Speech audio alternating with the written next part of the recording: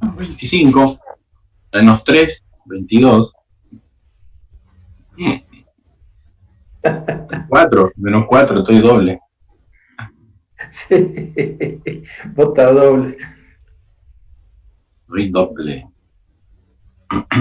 Se lee bien, ¿eh? Se lee perfecto. Yo por lo menos que uso anteojos veo perfecto. Está bien. ¿Vos, Américo, estás en tu casa? Sí, me estoy comiendo un sándwich de queso. Ah, bien. Para pasar el trago amargo. No, estoy desayunando. Está bien.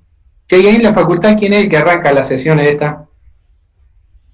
Y a la mañana está la Selva. Ah, Y de por la tarde a veces me atendió la Analía. ah, Y también está Palito. ah. Así que Y lo hacen de su casa directamente. sí, de su casa lo hacen. Está bien.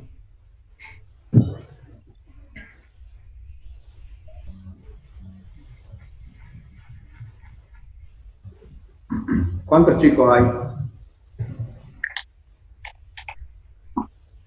A ver. Hay unos cuantos. 23. Ah, bueno, sí, ya está, ya se podría arrancar, capaz, no sé. Arrancamos abajo. Sí. Bueno.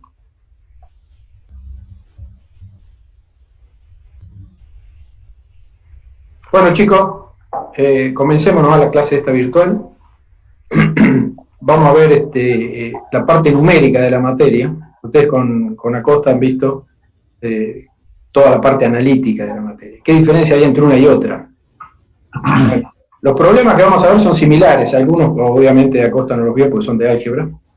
Pero los problemas que se ven en el análisis numérico, que sería la disciplina que se desarrolla en esta parte numérica, son básicamente los mismos problemas que se ven en álgebra y análisis matemático, en todos los análisis matemáticos. Lo único que la forma de resolución de esos problemas es completamente diferente.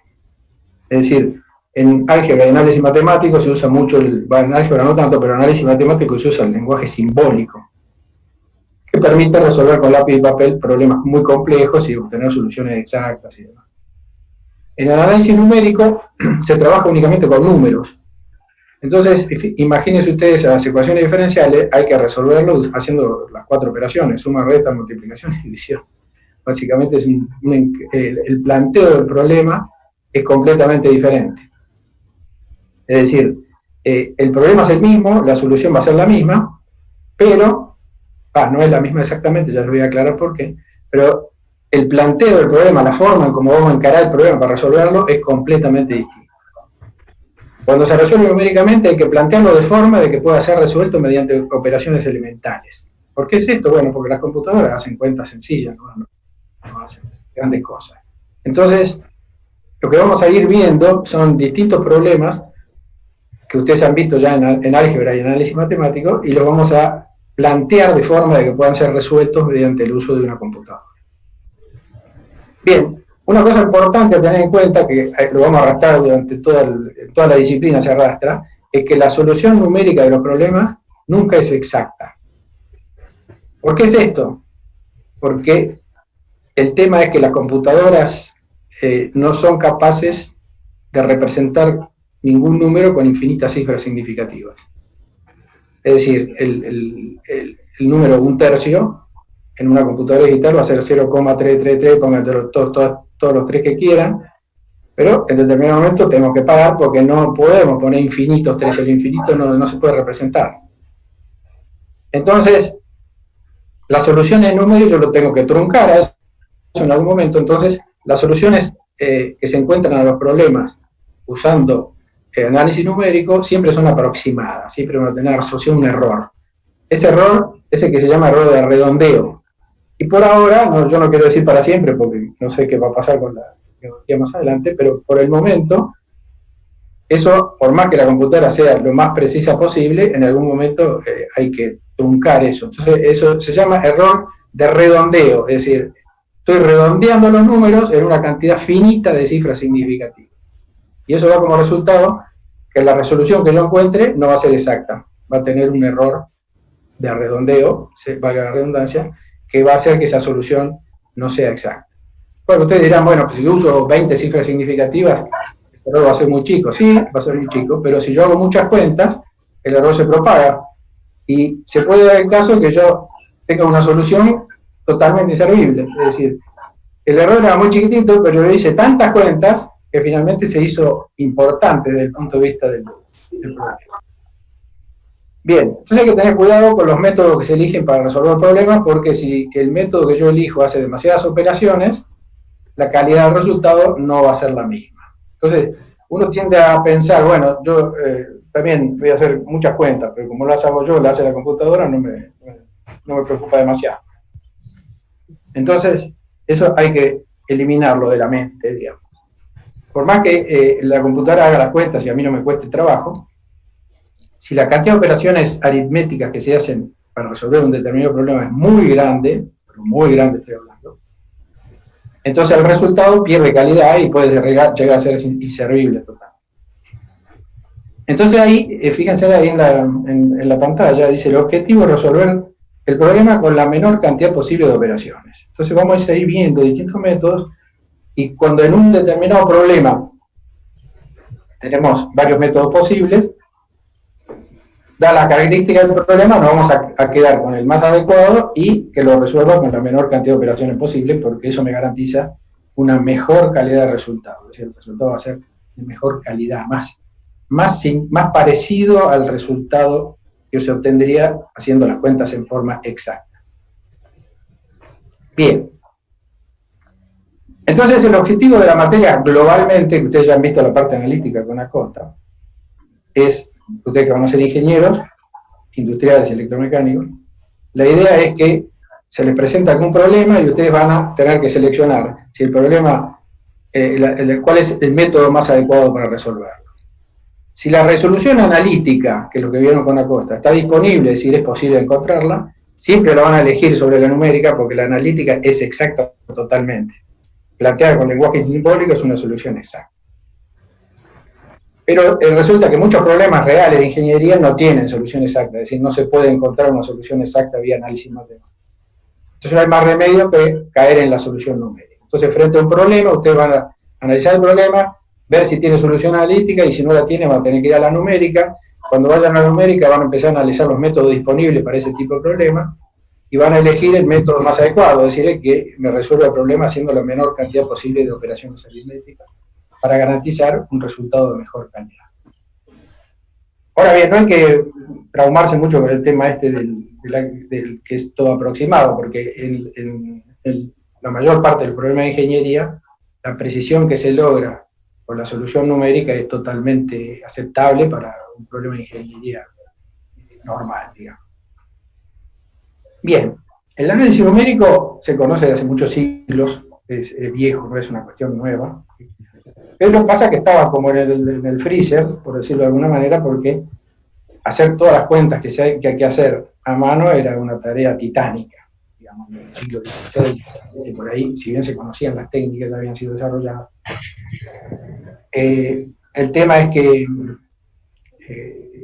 era prácticamente imposible, se tenía que pasar meses para resolver un problema chiquito. Entonces tuvo un impulso muy grande en la segunda mitad del siglo XX, cuando bueno, aparecieron las primeras computadoras, y entonces se reflotaron ahí los métodos. Bien, y con los métodos numéricos se puede resolver cualquier tipo de problema, no hay muchas restricciones para eso. Teniendo siempre presente eso, que la solución no es exacta y hay que tratar de buscarle la vuelta, ¿no? Y analizar la solución, no sea cosa que el método me lleve a una solución que realmente no tiene nada que ver con la realidad. Que vamos a desarrollar en la parte numérica esta que empezamos recién. Ahí están puntualizados. Vamos a ver primero el sistema de ecuaciones algebraicas lineales, que ustedes ya lo han visto en álgebra de sobra.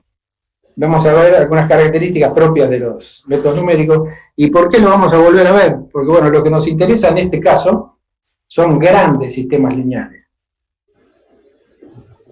¿Ustedes condicionan álgebra? ¿Vieron sistemas lineales? 3, 4 ecuaciones.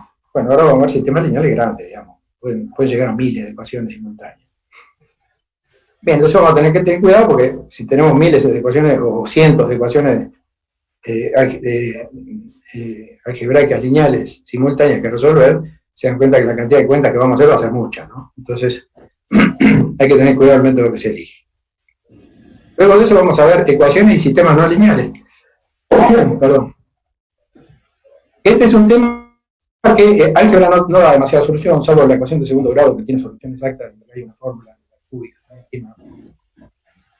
El resto del universo de ecuaciones no lineales, que son infinitas, digamos, posibilidades, no tienen solución analítica posible, es decir, no puedo despejar, no voy a poder encontrar el valor de la solución de esa ecuación, y no hay otra forma que recorrer al análisis numérico para encontrar una solución aproximada. Pero aproximada en el sentido que yo les dije, ¿no? Se le aproxima, pero no solo por los errores propios de la computadora, sino que el método que se usa para aproximar la solución también genera otro tipo de errores que ya los vamos a ver en su momento. Bueno, después de eso vamos a ver el tema de aproximación de funciones, que es bastante interesante y muy útil en ingeniería, cuando yo tengo una tabla de valores y quiero encontrar una expresión analítica, una función, que represente el comportamiento de los puntos de esa tabla. Lo estoy haciendo bien rápido porque no es el tema que vamos a ver hoy. Bien, entonces ahí vamos a ver algunas alternativas para encontrar esa función que representa el comportamiento de los puntos, básicamente dependiendo del origen de esos puntos. Luego vamos a entrar con los temas que han visto con Américo Acosta, ecuaciones diferenciales ordinarias, problemas de valores iniciales, sistemas de ecuaciones diferenciales ordinarias, y bueno, ahí vamos a ver también ecuaciones diferenciales con valores iniciales y de contorno. Después vamos a ver el tema de ecuaciones diferenciales de orden mayor que 1 en general, cómo se lo encara desde el punto de vista numérico, y el último punto de la parte numérica va a ser ecuaciones diferenciales en derivadas parciales, cómo se las resuelve en forma numérica. Como ven, los temas que se pueden tratar en el análisis numérico son básicamente los mismos que se pueden ver en álgebra y análisis matemático. Pero el planteo es, en la parte de álgebra digamos los sistemas lineales son los mismos métodos, ahora enseguida lo vamos a ver. Pero de ahí para adelante todo el resto son planteos completamente distintos. La forma de resolver las ecuaciones diferenciales no va a tener nada que ver con la que vieron con Acosta. El resultado final va a ser similar, digamos, pero el encare del problema nada que ver. Bien, entonces vamos a empezar con lo que nos corresponde, que es la solución de sistemas de ecuaciones algebraicas lineales. El primer punto, tema ya muy conocido por ustedes, lo han visto en álgebra en forma extensiva. O sea, no aporta teóricamente nada nuevo, sino que simplemente vamos a analizar algunas cositas para tener en cuenta de forma de obtener un resultado adecuado. Bueno, lo que vamos a ver, vamos a tratar de sistema de ecuaciones lineales como ese que está puesto allí, tipo A por X igual a B. A es una matriz de n por n, X y B son vectores de n. Pero solo nos vamos a ocupar de los sistemas que tienen solución única. Bien. Entonces, no se preocupen ustedes por determinar eso, va a salir solo, digamos, en la resolución. Si el sistema no tiene solución única, de alguna manera nos vamos a dar cuenta, ya van a ver. Bien, llevamos n chica a la cantidad de ecuaciones y vamos a tratar los métodos. Vamos a buscar cuáles de estos métodos que ustedes ya conocen son escalables. ¿Qué quiere decir eso? Que sirven para cualquier tamaño de sistema. O sea, que no tienen limitaciones de tamaño. Es decir, un método particular puede ser muy útil para sistemas chiquitos, pero si pongo un sistema muy grande, deja de ser útil porque me lleva a errores imposibles de manejar. Bien.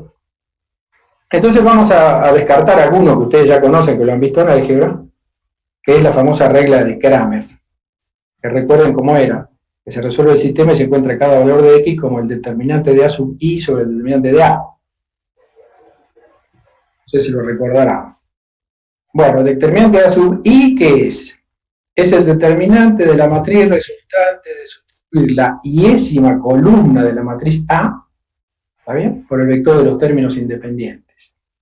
Entonces, ahí armo un determinante, el determinante de A es el determinante de la matriz de los coeficientes, que está ahí. Entonces divido el determinante de esa matriz A sub I sobre el determinante de A y obtengo X sub I. Y así sucesivamente obtengo todos los X que resuelven el sistema de ecuaciones lineales que está aquí. Bueno, este método para sistemas chicos funciona muy bien. Ahora, si el sistema crece, se me complica. Y ahora vamos a ver por qué se me complica y cómo, cuánto se complica. Entonces vamos a arrancar con una definición que nos va a permitir por lo menos comparar métodos entre sí. Es la definición del grado de dificultad. Yo le decía que vamos a medir un método frente a otro en la cantidad de cuentas que hace para resolver el problema. Entonces con el grado de dificultad nos arreglamos, digamos. Voy a comparar los grados de dificultad de los distintos métodos para ver cuál es el más conveniente. Bueno, ¿qué se entiende por grado de dificultad? Cantidad de multiplicaciones y divisiones necesarias para resolver el problema. ¿Por qué solo eso? Bueno, porque las sumas y restas la descartamos porque desde el punto de vista de la computadora hacer una suma o una resta es mucho más liviano que hacer una multiplicación o una división. Entonces, para simplificar el problema vamos a tener en cuenta solamente las multiplicaciones y divisiones. Entonces vamos a comparar los métodos con, entonces digo, un dado sistema, ¿cuántas multiplicaciones y divisiones necesita para ser resuelto por Cramer? ¿Y cuántas multiplicaciones y divisiones necesita para ser resuelto por otro método? Bueno, así los voy a comparar. Entonces vamos a empezar con la regla de Cramer y vamos a tratar de determinar su grado de dificultad.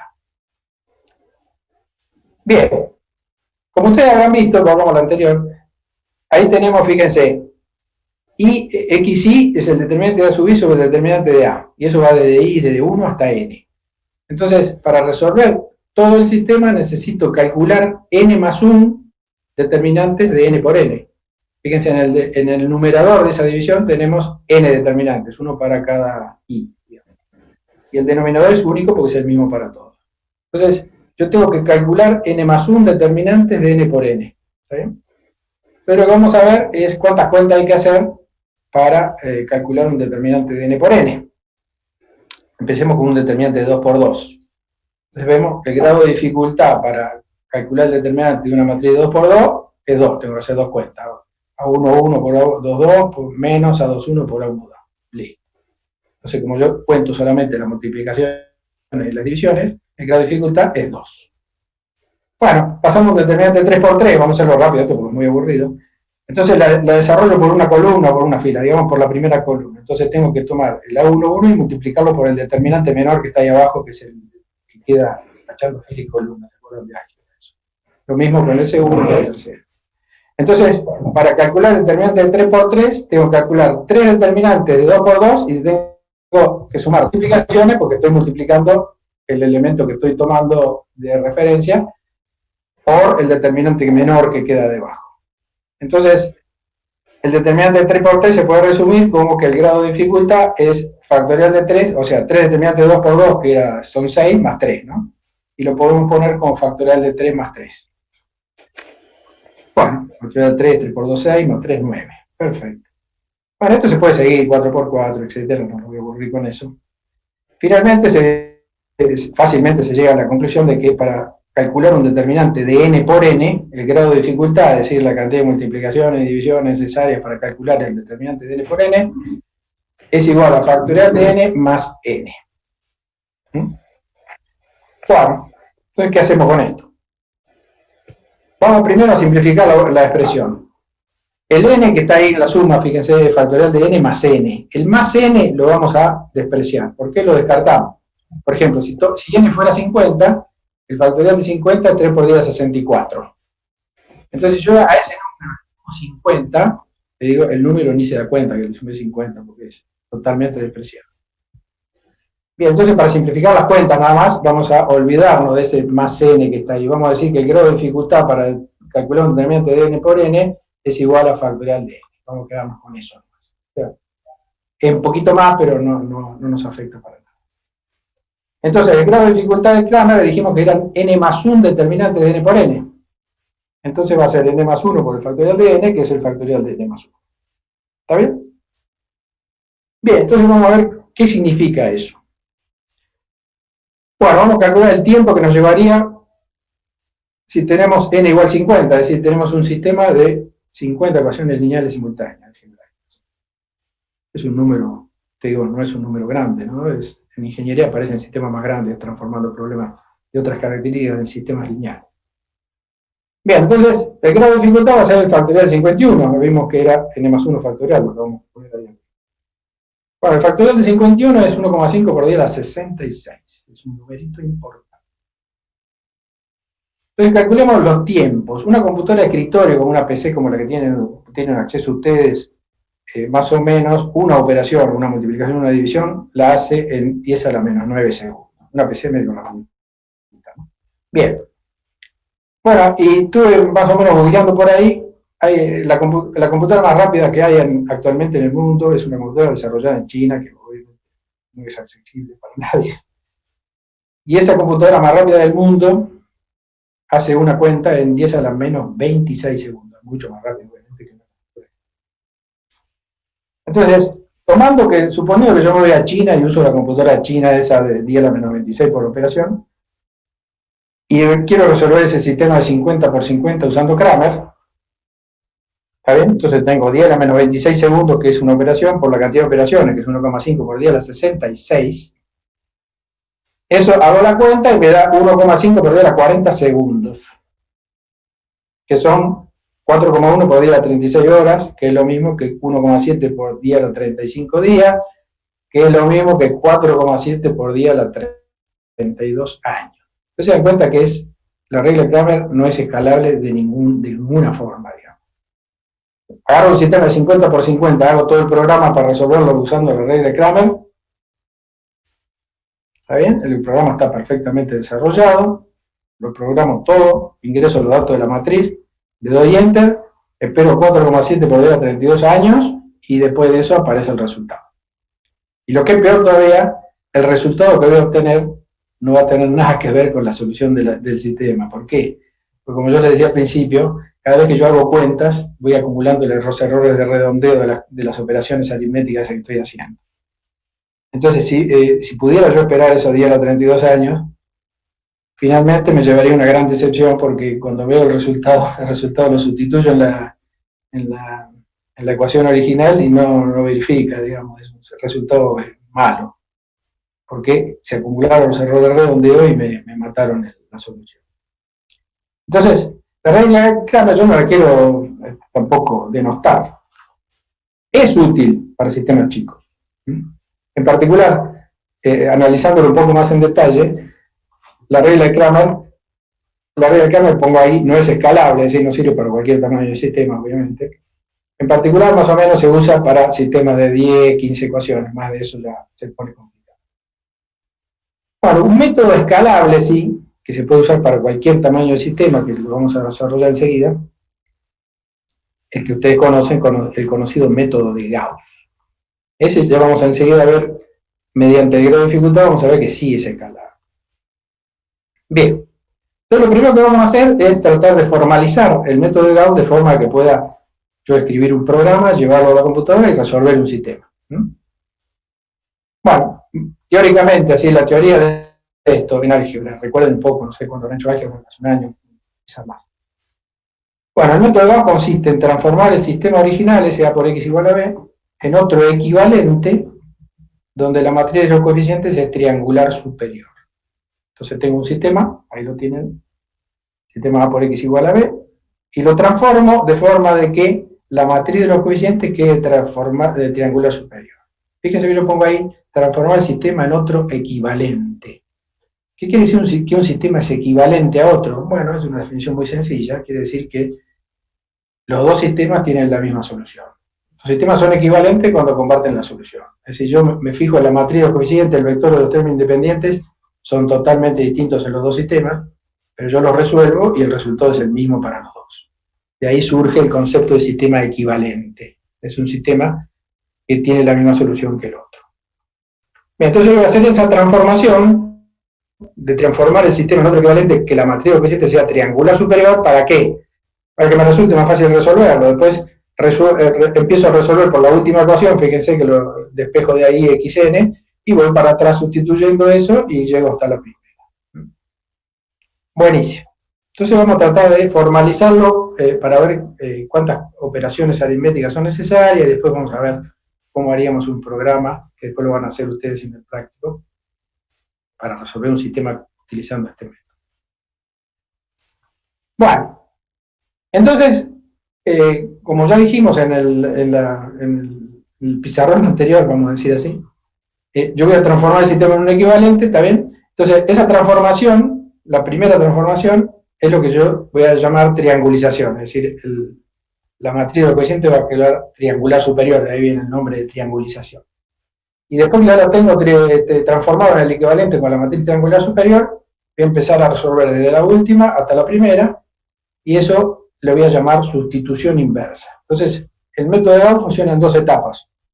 Primero la etapa de triangulización, que ya explicamos qué era, y finalmente la sustitución inversa, donde yo voy resolviendo una por una todas las ecuaciones que componen el sistema de ecuaciones lineales. Bueno, veamos cómo hacer la etapa de triangulización. Yo tengo mi sistema original, ¿está bien?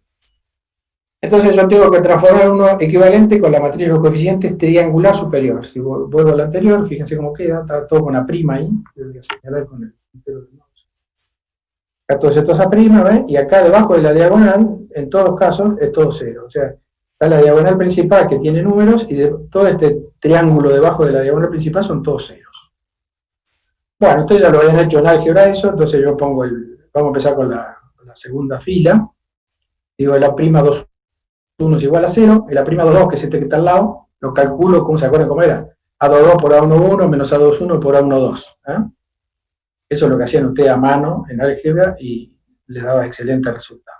El de al lado, A'23, va a ser A23 por A11 menos A21.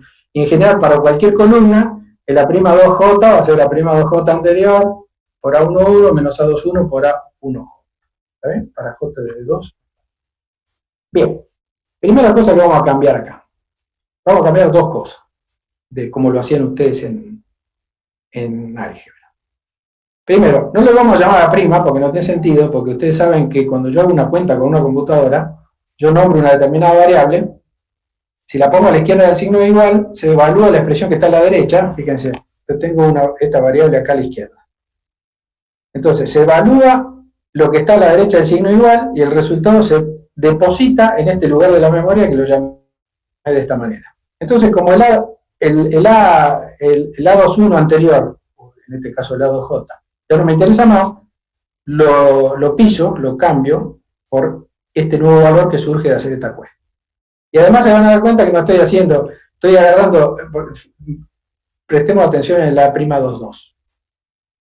Como lo vamos a hacer en la compu, va a ser y la misma cuenta, pero vamos a dividir todo el término de la derecha por A11, por el término pivote. Entonces me va a quedar A22 menos A21 sobre A11 por A12 en el caso este. ¿Sí? ¿Por qué hacemos eso? Porque esto nos va a dar más información. Es decir, ¿se acuerdan que dijimos que nos vamos a focalizar en los sistemas con solución única? Bueno, entonces, utilizando esa característica de dividiendo eso, con el divisor ese que es el elemento pivote, vamos a lograr la información necesaria para darnos cuenta si el sistema realmente tenía solución única o no. O sea que, si bien no vamos a hacer nada para resolver un sistema que no tenga solución única, pero cuando yo programe esto en la compu, tengo que saber si el sistema no tiene solución única y avisarle al que está del otro lado de la pantalla diciendo, che, este sistema que me diste realmente no tiene solución única, yo no lo puedo resolver. Bueno, esa información nos va a venir de ahí, quédense con ese recuerdo porque ya lo vamos a ver más adelante. Bien, entonces por eso hacemos esa modificación leve, digamos. Recuerden que el método de Gauss consiste en transformar cada fila por una equivalente que surge de una combinación lineal de otras. Esta combinación lineal es totalmente válida con relación a la que se hacía a mano. Bueno, entonces me queda que el lado J, como lo tenemos aquí, es igual al lado J anterior por A2 menos A21 sobre A11, recuerden que estamos dividiendo todo sobre A11 por A1J, para J de 2 hasta N. Con esto puse un 0 acá en la izquierda y cambié todos estos valores que están a la derecha del que puse el 0. Bien, pero esto lo tengo que hacer no solo para la segunda fila, sino para el resto de las filas que están abajo. Entonces lo tengo que hacer para las filas desde la 2 hasta la N. Entonces me quedaría en vez de 2, pongo el I acá, ¿no? Ya voy a una fila I genérica. ¿Está bien?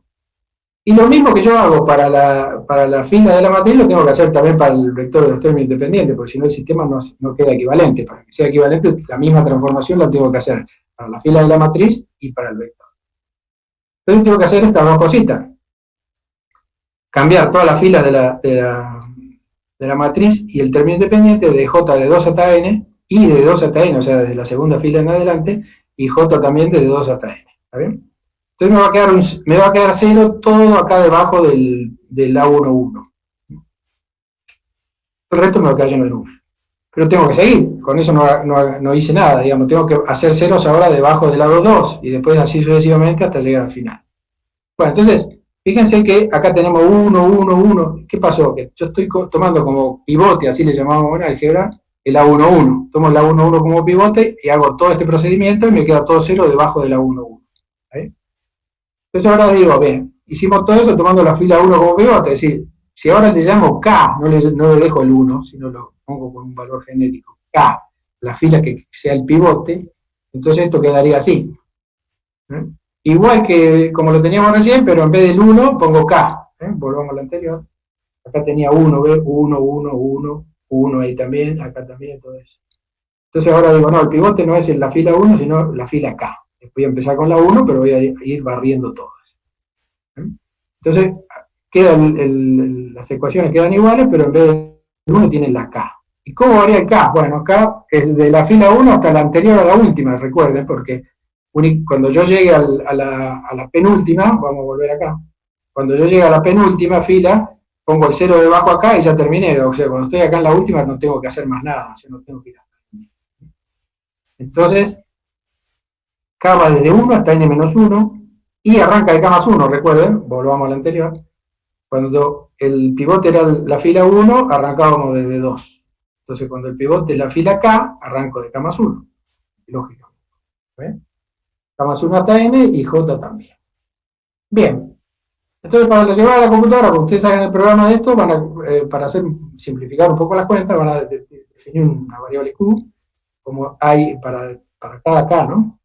El A y K sobre AKK, lo hacen 0, porque si yo no lo hago 0 de prepo, me va a quedar, si yo no le pongo el 0 de prepo acá, me va a quedar con el valor que tenía originalmente la matriz. O sea, yo lo tengo que forzar el 0. Entonces, para forzar el 0, calculo este Q y lo pongo al 0 a mano. Luego calculo el B, lo puedo calcular entonces después de la A. Y para toda esta variación de subíndice. Bueno, acá surge un pequeño problema. ¿Qué pasa si yo le doy una matriz y el elemento pivote en determinado momento, la fila, la sub KK, me queda en 0? Pues en el horno, no puedo dividir. Entonces, ¿qué habría que hacer? Bueno, supóngase yo empiezo y les doy una matriz donde el E11 es 0. Entonces, ¿qué hacen ustedes? Lo primero que se les ocurre es decir, bueno, yo intercambio filas, la solución del sistema no cambia. Entonces, bueno, intercambio filas de forma que el pivote me quede distinto a 0. Bueno, justamente eso es lo que vamos a hacer. Entonces, eso se llama, lo que conviene usar es la estrategia del máximo pivote. Porque, ¿por qué vamos a usar esa buscando el pivote máximo? Porque de esa manera nos va a permitir también determinar si el sistema tiene o no solución, que era eso que habíamos dicho hace un ratito. ¿Qué vamos a hacer? En cada etapa, es decir, cada vez que cambia el K, barro esa fila, imagínense la fila 1. Imagínensela mentalmente, es complicado acá cuando estoy así virtual porque yo me lo imagino fácil, pero no sé a ustedes cómo les llega, digamos. Entonces, imagínense la fila 1. Lo que voy a hacer es, analizo toda esa, la columna 1. Analizo la columna 1 entera, desde la 1.1 hasta la 1n. Hasta la N1. La columna 1. Bien, busco el mayor en valor absoluto y lo pongo en la posición del pivote, es decir, busco en toda esa columna el mayor elemento en valor absoluto, en la columna 1 estamos hablando. Uno por uno voy viendo cuál es el mayor en valor absoluto, y ese mayor en valor absoluto cambio toda esa fila, incluido el término independiente, y lo pongo en la posición del pivote, en el caso de este sería la fila 1, y la fila 1 que estaba ahí la pongo en el lugar de ese que acabo de mover. Es decir, intercambio fila, incluido el término independiente. Bien. Entonces, me garantizo que el elemento que queda en el pivote es el mayor en valor absoluto. ¿Está bien? Bueno, si aún así, fíjense, el pivote 0, ¿qué sucede? Yo analizo, ¿qué quiere decir? Si el pivote 0, luego de buscar el mayor en valor absoluto, me da 0 el pivote, quiere decir que todo el resto de la columna es 0. Entonces ahí surge que el sistema no tiene solución. Por eso que vamos a usar el pivote como punto de referencia para determinar si el sistema tiene solución única o no. Entonces, cada vez que cambio el K, desde el K para abajo analizo toda la columna esa, busco el mayor en valor absoluto y lo pongo en la posición A sub KK. Si el pivote queda 0, listo, el sistema no tiene solución única y yo paro ahí porque ya no puedo hacer más nada.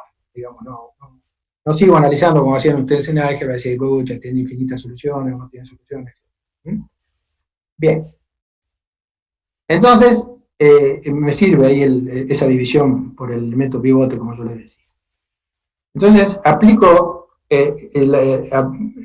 todo este procedimiento, lo hago utilizando también la estrategia del máximo pivote. O sea, yo me voy a garantizar que el divisor acá es el mayor en valor absoluto para la columna correspondiente, o sea, la columna.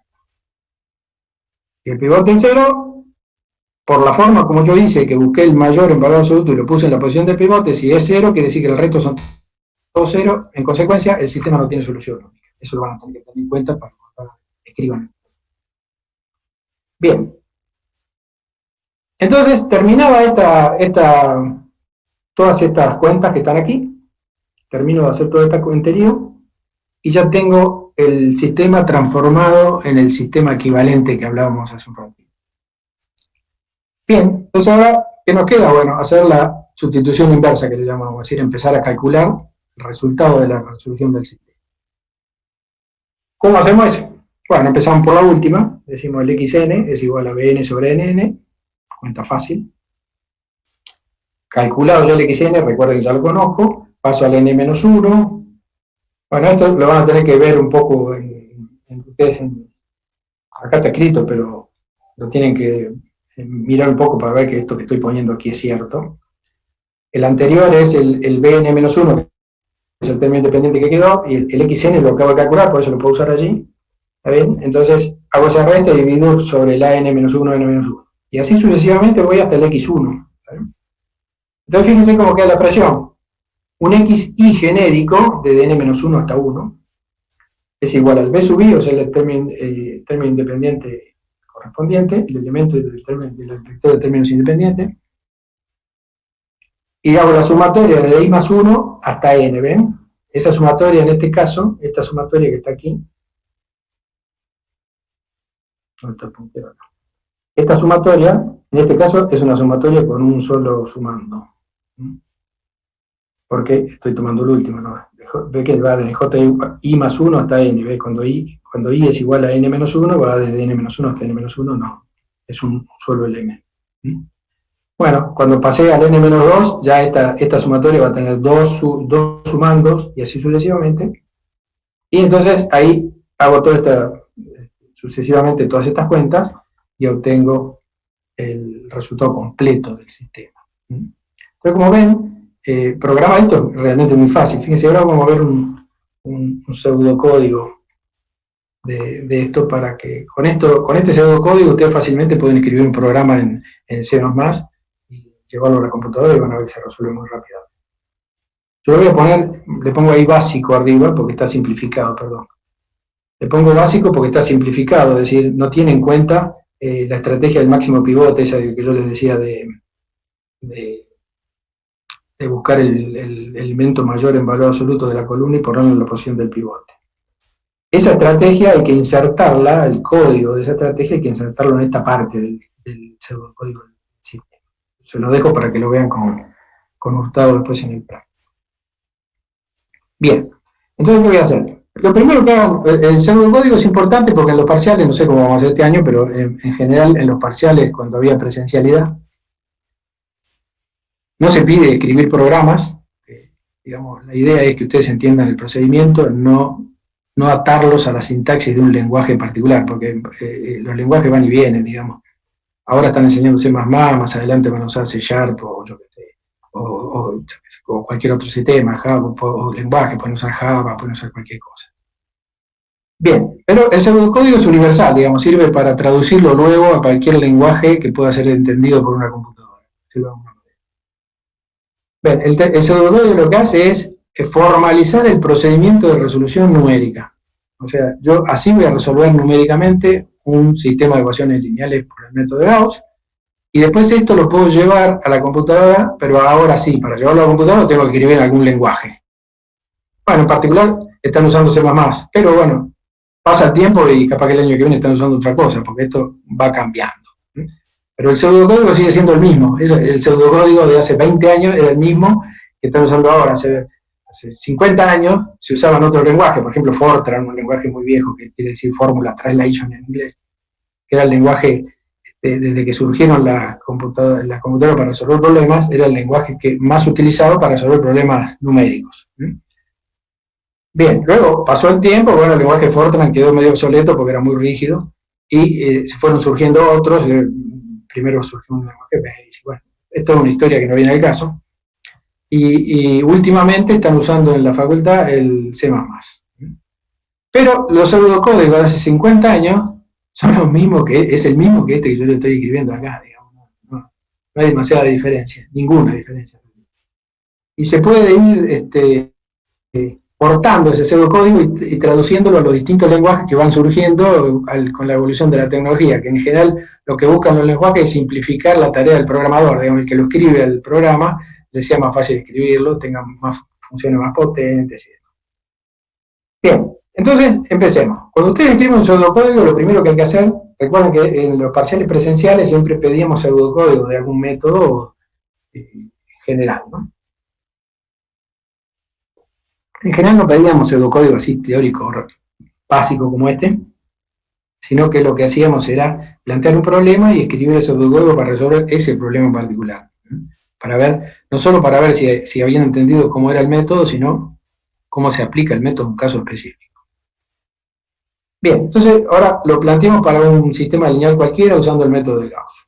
Entonces, lo que siempre se hace cuando se escribe un pseudocódigo es decir cuáles son los datos del problema. O sea, para resolver este problema por Gauss necesito esos tres datos. Necesito la cantidad de ecuaciones, n, la matriz de coeficiente A y el término independiente B. El vector de los términos independientes. Bien. Entonces vamos con la triangulización. Entonces, si ustedes se fijan, si voy un poquito para atrás, este es el algoritmo de la triangulización. Yo lo llevo al pseudocódigo, es lo mismo, ¿ven?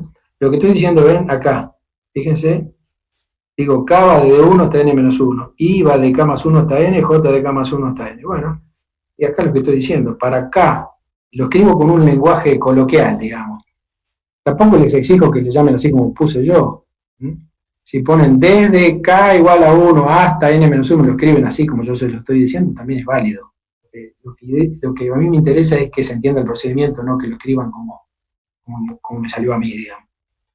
Bueno, entonces digo, para K desde 1 hasta n-1, estoy siguiendo tal cual el algoritmo que habíamos desarrollado recién.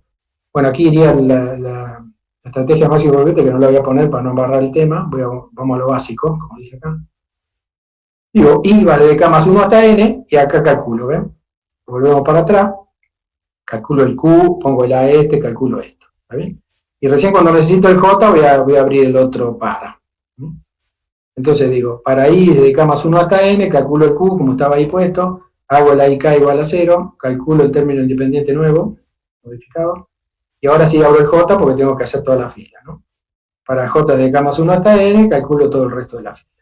Bueno, entonces es una buena medida, bueno, los para terminan con fin para, digamos, para que yo cuando lo vea, o mismo ustedes cuando de ahí lo van a transformar en un programa, sepan dónde empieza ese ciclo para, que hace una cantidad finita de veces, una cantidad determinada de veces, hace las cuentas esas que están ahí adentro, lo termina con un fin para. Me imagino que todo esto será familiar para ustedes, que lo habrán visto en informática. Yo asumo eso, ¿no? Bien, entonces, le pongo fin para y entre paréntesis le pongo cuál es el para que estoy finalizando, porque, bueno, yo acá lo puse con esto que se llama indentación, para que sea más visualmente más amigable. No es necesario que lo ponga, podrían haber puesto todo encolumnado aquí. Entonces aquí todavía, si fuera así todo encolumnado allí, es más útil todavía indicar cuál es el para que está terminando para no haya confusión. Entonces aquí termino el para de J, acá termina el para de I y acá termina el para de K. Bueno, después que hago todas estas cuentas, que fíjense, esto va a ir ciclando, va a decir K igual a 1, hace I igual a 2, hace las cuentas, bla, bla, bla, bla. Cambia todo, después cambia ahí, cambia acá, K ahora es igual a 2, empieza con I igual a 3, con J igual a 3, y va haciendo toda la vueltita. Cuando termina todo, ya tengo transformado el sistema en el sistema equivalente. Falta algo, vuelvo a repetir, ¿no? No lo pueden pasar directamente a esto, porque si tiene un pivote 0, esto no funciona, porque al hacer la división acá, le va a dar un error de división por 0 y no va a funcionar. Si ustedes hacen la estrategia del máximo pivote y acá el pivote les da 0, es que el sistema no tiene solución y lo tienen que hacer conocer eso, ¿no? Tienen que avisarle al operador que el sistema no tiene solución. Bien.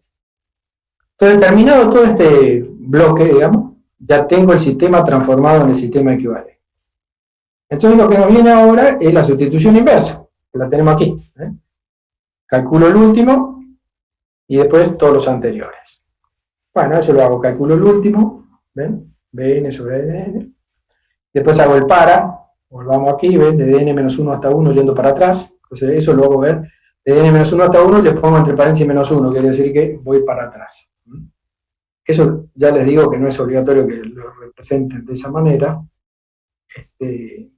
Cualquier otra representación que haga notar que eso es así, es válida. Bien. Entonces, ahora hay que armar la sumatoria. Volvamos, tengo que hacer esta sumatoria que está acá.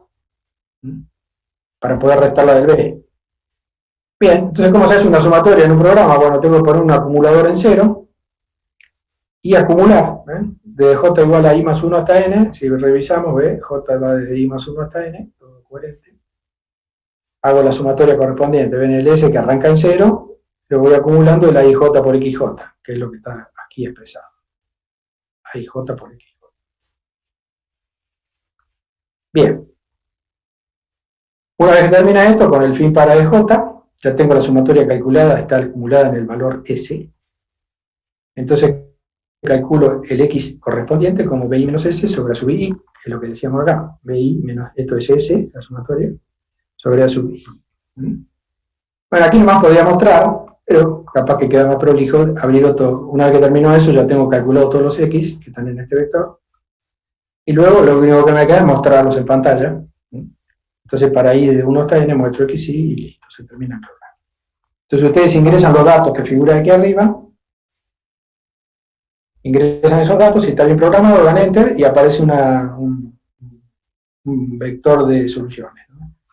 Muy rápidamente. Bueno, creo, ¿no? Depende de qué tamaño tenga el sistema, la rapidez con que va a aparecer. Bien. Entonces ahora vamos a ver el grado de dificultad. Claro, ¿se acuerdan? El grado de dificultad era basados en estas cuentas, ¿no? El grado de dificultad, habíamos dicho, era la cantidad de multiplicaciones y divisiones necesarias para obtener la solución del problema. Bien. Habíamos calculado que el grado de dificultad de la regla de Cramer era igual a factorial de n más 1, siendo n la cantidad de ecuaciones. Era un número que se hacía, digamos, el factorial crece muy rápidamente con n. En consecuencia, si n era mayor que 15, ya era prácticamente irrealizable desde el punto de vista, aunque tenga una computadora, ¿no?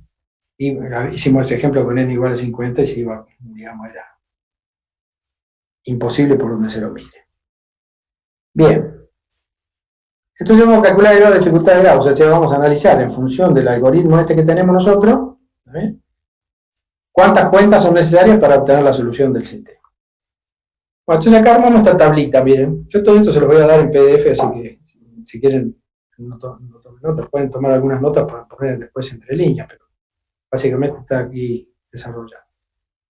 Entonces lo que vamos a hacer es, el subíndice K, ¿se acuerdan? Iba desde 1 hasta n-1, ¿eh? Lo veamos de acá, ¿eh? K de 1 hasta n-1. Bueno, entonces cuando K es igual a 1, I va de 2 hasta n, ¿se acuerdan? I va de k más 1 hasta n, y j también. Lo veamos acá. I va de k más 1 hasta n y j de k más 1 hasta n. Entonces, si k vale 1, I va de 2 hasta n y j también. ¿Está bien? Entonces, la cantidad de cuentas que se hacen, la vemos de aquí. Vamos al ejemplo de acá. Fíjense, para cada i tengo que hacer una división y una multiplicación. ¿Está bien? Para cada valor de i. Y después, para cada i y para cada j, o sea, 2 veces, el doble, tengo que hacer una multiplicación.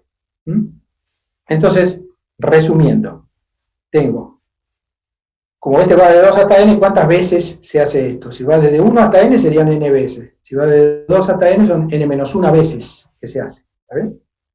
Entonces, la cantidad de producto va a ser n menos 1 al cuadrado, porque fíjense que la cantidad de cuentas esta viene de acá. Viene de aquí.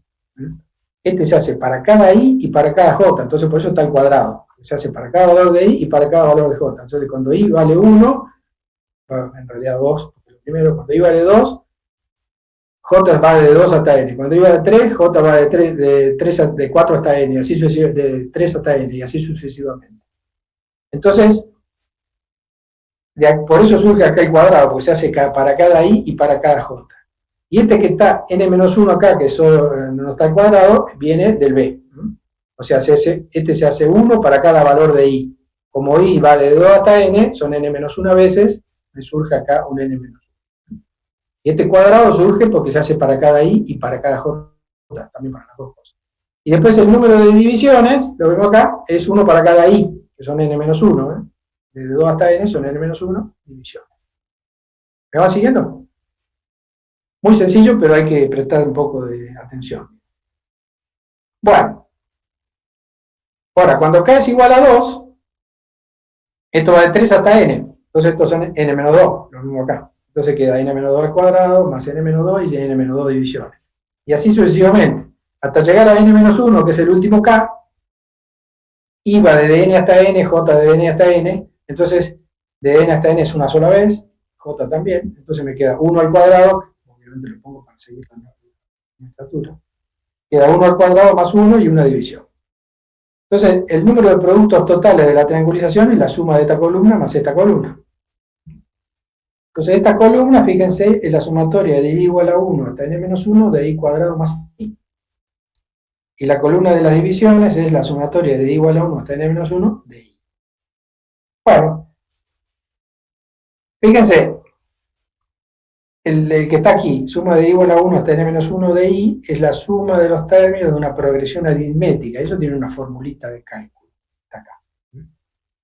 Que eso viene capaz que se enseña en la primaria, no sé, en el secundario muy temprano. De i igual a 1 hasta n-1 de i es n por n-1 sobre 2. Esta es la cantidad de cuentas que se hacen. Y lo mismo de este está tabulado también, el de i cuadrado es n por n-1 por 2n-1 sobre 6. También es una cuenta conocida, digamos, no vamos a entrar en ese detalle ahora. Acéptenmelo que es así. Entonces el número de productos va a ser igual. Tomemos esto de acá, tengo i cuadrado más i, ¿bien? Son la cantidad de productos, ¿no? Entonces, la sumatoria de i igual a 1 hasta n-1 de i cuadrado es esto, y el de i es este de acá. Y la cantidad de divisiones es solamente la suma de i igual a 1 hasta n-1 de i. Entonces, ahí tengo el total de productos y el total de divisiones. Si ustedes analizan, fíjense, sin entrar en demasiado desarrollo, si yo sumo la cantidad de productos más la cantidad de divisiones, que sería el grado de dificultad, me va a quedar que es igual a un polinomio de grado 3. Fíjense, el grado 3 surge de acá, ven que tengo n, n y n, ¿no? Cuando yo desarrolle esto, me va a quedar un n al cubo, va a aparecer por algún lado. De acá va a surgir un n cuadrado y de acá también n cuadrado. Entonces, el resultado final del grado de dificultad va a ser un polinomio en n de grado 3. Esto es para la triangulización. ¿Está bien? Vamos ahora a la sustitución inversa. Porque el método Gauss, acuérdense, la cantidad de operaciones va a ser tanto de la triangulización como de la sustitución inversa. Tengo que sumar todas las cuentas que se hacen, multiplicación y división. Entonces, la triangulización me va a quedar un polinomio de grado 3. La sustitución inversa, fíjense, cuando i es igual a n, volvamos a la sustitución inversa. va, cuando y es igual a n, hago una división y nada más. ¿Está bien? 0 producto y una división. Cuando y vale n menos 1, que también lo tenía por acá, acá lo veo. Cuando y vale n menos 1, tengo un producto y una división. ¿Ven? Cuando y vale n menos 1, tengo un producto y una división. Bueno, cuando y vale n menos 2, ahora la sumatoria tiene dos sumandos, tengo dos productos y una división.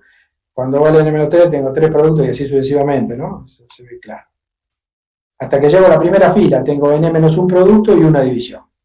Entonces sumo todo. La cantidad de productos es la sumatoria de i igual a 1 hasta n menos 1 de i, que ya lo vimos, que es n menos, por n menos 1 sobre 2. Es la suma de los términos de producción. Bueno, y acá es la suma de esta columna, ¿está bien? Que va desde 1 hasta n, sumo todos estos unos, me da como resultado n. Perfecto. Entonces el resultado final de la sustitución inversa es un polinomio de grado 2. Entonces, considerando las dos etapas, sumo triangulización, que era un polinomio de grado 3, más la sustitución inversa, que era un polinomio de grado 2, me queda un polinomio, obviamente, de grado 3. Entonces podemos resumir que el grado de dificultad de Gauss es proporcional a n al cubo. O sea, todos los términos que no son cubos los agrupo en ese k que está ahí, ¿no? K que está acá. Entonces digo que el grado de dificultad de Gauss, no importa cuál sea el valor de este k, los agrupo acá y es proporcional a n al cubo, para ver cómo es la variación con n, que es el tamaño del sistema.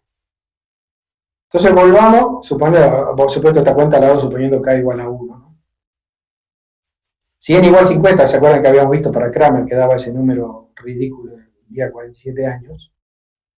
Aquí sería proporcional a 50 al cubo. Después al k le pongan lo que quieran, ustedes no importa, le pongan k igual a 200.000, lo mismo va a ser una cosa no muy grande. Entonces 50 al cubo es 125.000, que es 1,25 por 10 a la 5. ¿Está bien? Bien, entonces con una computadora de escritorio nomás, ¿se acuerdan que habíamos dicho que la de escritorio era 10 a la menos 9 segundos por operación? Con una computadora de escritorio nada más, esto me demoraría 1,25 por 10 a la menos 4 segundos, o sea que nada. Yo cargo los datos, doy enter y ya me escribió el resultado y se le acabó el problema. ¿Se ven la diferencia abismal que hay entre resolver mediante un método que mediante otro? Cuando un método es escalable, como este, totalmente escalable, le pongo acá, el método de Gauss es totalmente escalable, no importa el tamaño del sistema, lo voy a poder resolver con una cantidad de operaciones razonable. No solo por el tiempo de operaciones, que eso quizás sería el tiempo de hacer los cálculos, que sería quizás lo de menos. No es lo de menos en caso de Kramer, ¿no? Porque es una burrada. Pero no tanto por el tiempo de operación, porque fíjense que va a ser insignificante, diga menos 4 segundos, nada.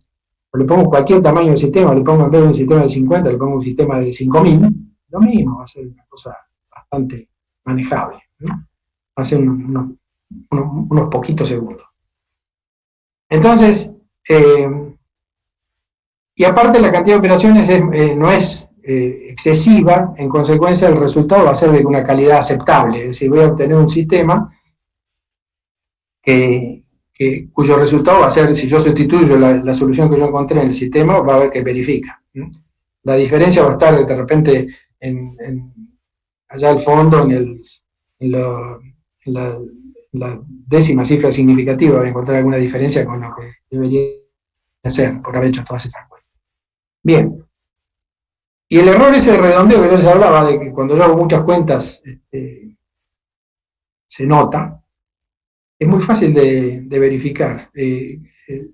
Digamos, una prueba muy sencilla que se hace es, yo tomo una matriz, supongamos como esta de 50 por 50, o más grande para que sea más notorio, una de 100%.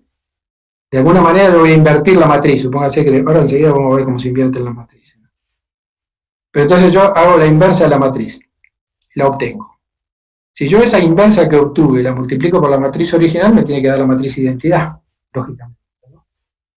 Bien, entonces yo lo hago con una matriz de 100% usando cualquier método para invertir la matriz, encuentro la inversa, la multiplico por la matriz original y con sorpresa voy a encontrar que el resultado en la diagonal es un número muy próximo a 1, pero me da 1 clavado.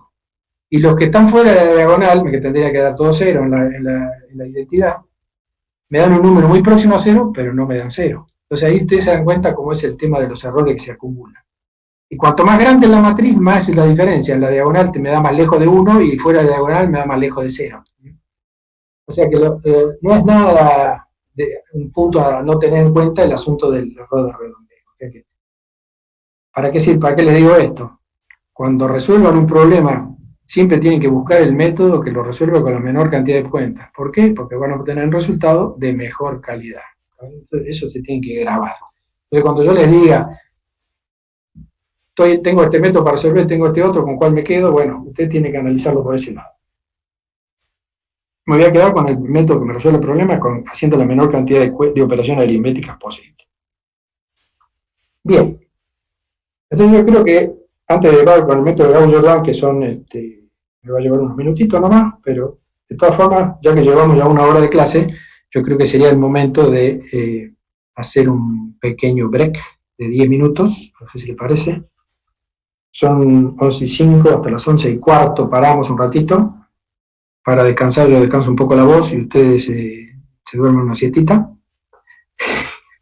Entonces, voy a arrancar el video para que me vean la cara un segundo porque se congela inmediatamente y ya se congeló. Entonces, en 10 minutos, o sea, 11:15, seguimos con lo que queda de la clase, que no es mucho. ¿Te dormiste, Américo? Sí, me dormí. No. No, acá estoy. ¿Y vos, Néstor? No, muy interesante está todo. Muy interesante tal vez. Sí, A mí me resultó un plomo, pero bueno, ¿qué vas? el número de operaciones de Kramer está bueno y la cantidad de miles de años que requiere el método. Millones de años. Millones de días, ¿cuánto era? ¿32?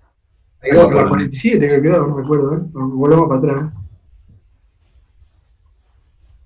32, sí, al día de 32 años. Son unos cuantos años. Claro.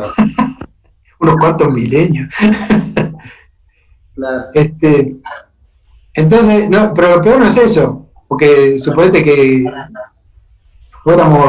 tuviéramos vida eterna y pudiéramos esperar. Lo más decepcionante es que la solución que encontramos no sirve para nada, porque después de haber hecho todas esas cuentas, Claro. con los errores de redondeo que se acumulan, Claro. cualquier cosa te da. Mirá, no, qué increíble. Qué increíble. Y el método Gauss, sí, la verdad que es totalmente escalable. Yo tengo un sistema de 1000 por 1000 y lo resuelvo en unos pocos segundos. No tiene demasiado. Entonces, paremos un segundito. Yo voy a aprovechar para ir al baño también. Bueno, volvemos. Volvemos en 11:15. Bien, volvemos en 15 minutos. Espero que estemos todos a la vuelta, ¿no? No se me empiecen a rajar. Aunque sea, dejen ahí dejen prendida la sesión para que yo me crea que están. Bueno, nos vemos seguir. Volvemos.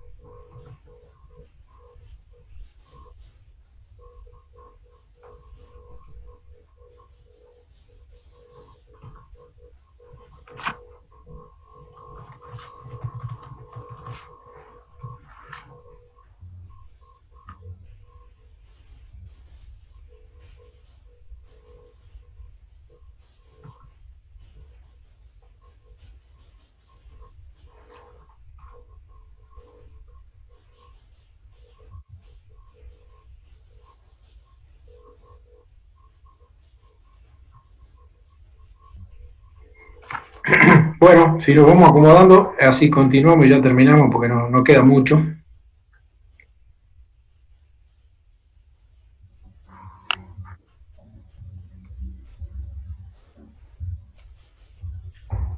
Muy bien. Bueno, sí, la verdad que no, me es difícil calcular los tiempos con clase virtual. Se va más rápido, claro, como yo no escribo en el pizarrón. Claro. Ujú. Se ahorra bastante tiempo y se va mucho más rápido de lo que es de esperar. Che, ahí les pasé tanto a Américo como a vos, Néstor, Sí, los PDF para que los compartan con los chicos. perfecto. Muy bien. Entonces vamos a llegar hasta donde voy a llegar hoy y después ya eso lo vamos a ir agregando lo que falta. Bueno, sí. Eso lo paso ahora nomás si querés, porque tengo el WhatsApp abierto en la computadora, WhatsApp web. Mételo en el grupo y que ahí lo reciben todos. Y ahora se los mando. Vamos a guardar. Y me lo abre y lo manda. ¿Dónde está guardando esto? Genial. Ahora vamos a poner acá.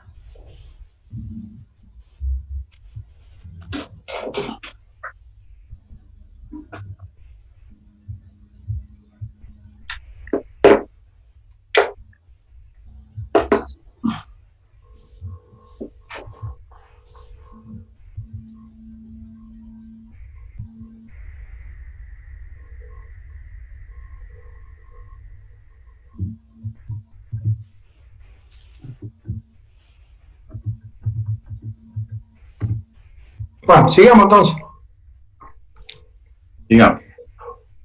Bueno, entonces ahora ya vimos el método, descartamos, digamos, la regla de Cramer, vimos el método de Gauss, vimos que era totalmente escalable, es decir, se puede resolver con una computadora un sistema de cualquier tamaño, básicamente.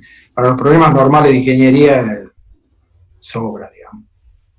Surgen sistemas muy grandes, ya vamos a ver sobre el final de la materia, para resolver en forma numérica, por ejemplo, ecuaciones diferenciales en derivadas parciales, se transforma el problema en la resolución de un sistema de ecuaciones lineales, pero muy grande, porque se discretiza para los dos lados, digamos. Si son dos variables independientes, se discretiza tanto para el lado de la X como el lado de la Y.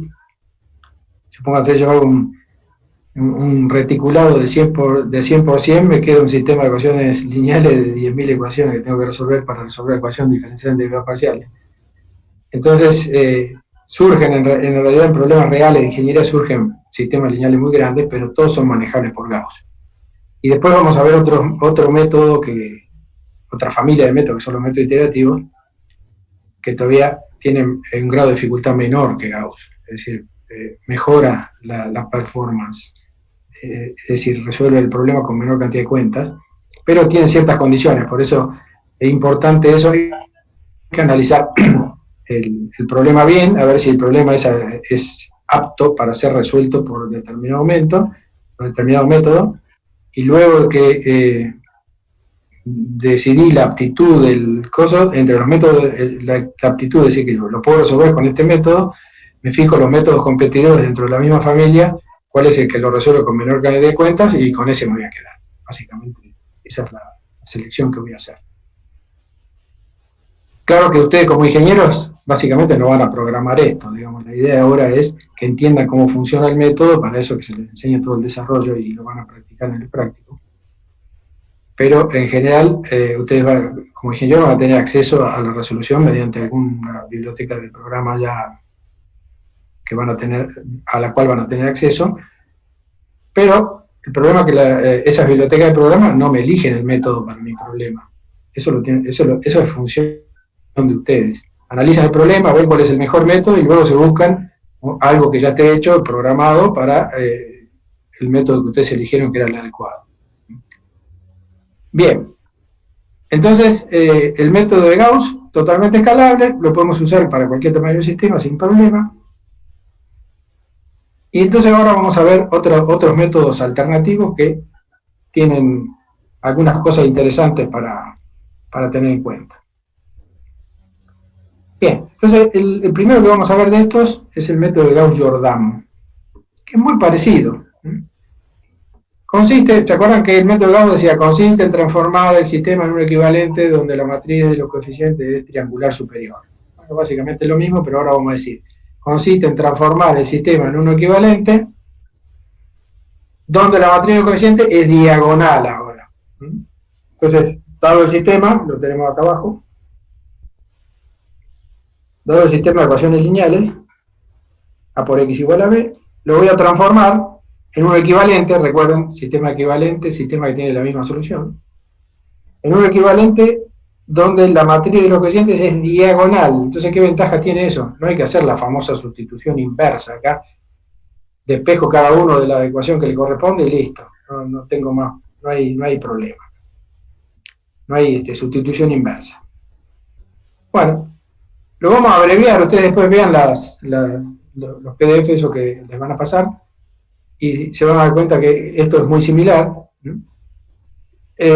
Lo único que, ¿se acuerdan que acá tomábamos y hacíamos 0 debajo del pivote? ¿Está bien? Y acá también, agarrábamos hacíamos 0 debajo del pivote. La diferencia es que el método de Gauss-Jordan hace 0 debajo del pivote y arriba del pivote, ¿ven? Y fíjate, para el siguiente pivote, la 3-3 sería, voy a tener tengo que hacer 2 ceros arriba y del resto debajo. Y para el último tengo que hacer todos los ceros de arriba. Es cosa que no hacíamos. En el método de Gauss, acá, esta columna nos quedaba toda con números distintos de cero. Ahora vamos a tener que forzarle los ceros hacer combinaciones lineales de forma que aparezcan ceros acá. Entonces, la diferencia con Gauss es bastante sutil. Es decir, el asunto de hacer 0 va a ser para arriba y para abajo. ¿Ven? ¿Cómo vamos a hacer eso?